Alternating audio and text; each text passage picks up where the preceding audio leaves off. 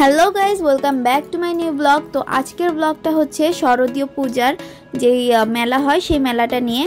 তো আমরা গিয়েছিলাম আমাদের গ্রামের বাড়ি বেড়াতে। তো আসার পথে আমাদের গ্রামের বাড়ি ওইখানে খুব বড় করে শারদীয় যেই পূজা হয় সেটার মেলা হয়ে থাকে আর কি।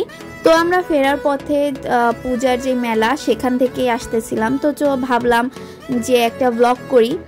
তো এই পূজা যে মেলাটা হয়, মেলাটা কিন্তু খুবই বড় করে হয় আর অনেকটা স্পেস নিয়ে এই মেলাটা হয়।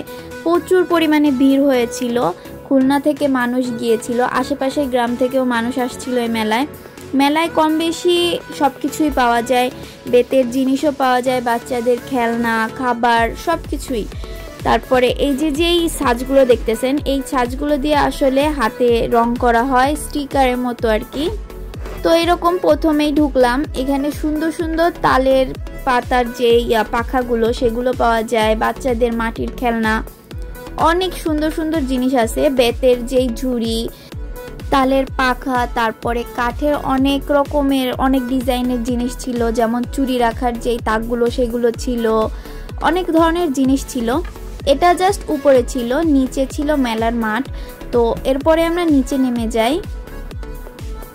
তো নিচে মেলার মাঠে অনেক ধরনের জিনিস উঠেছিল, ঢোল উঠেছিল, তালের পাখা, তারপরে বেতের ঝুড়ি টুড়ি, অনেক রকমের জিনিস উঠেছিল, গ্রাম বাড়ি আসলে যেগুলো থাকে আর কি। বাঁশের অনেক ধরনের জিনিস উঠেছিল, মাটির জিনিস উঠছিল।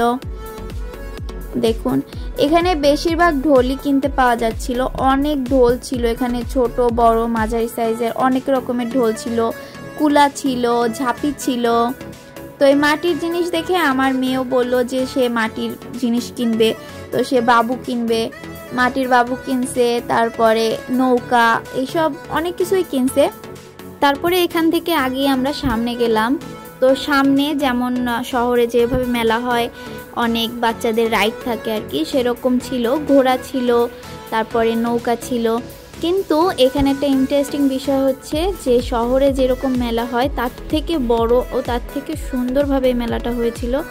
এখানে যে মাথায় যে গাজরাগুলো দেয় সেগুলো প্লাস্টিকের, ওগুলো পাওয়া যাচ্ছিল আর এত সুন্দর সুন্দর ছিল। এখানে যে সিজনীয় যে ফলগুলো আছে ওইগুলোও খুব তাজা তাজা ভালোগুলোই পাওয়া যাচ্ছিল। তারপরে মিষ্টি খাবার, তারপরে চানাচুর, এমনি শুকনা খাবার টাবার সব কিছুই কম বেশি প্যাকেটিং করে পাওয়া যাচ্ছিল। হাতে তৈরি গরম গরম মিষ্টি পাওয়া যাচ্ছিল।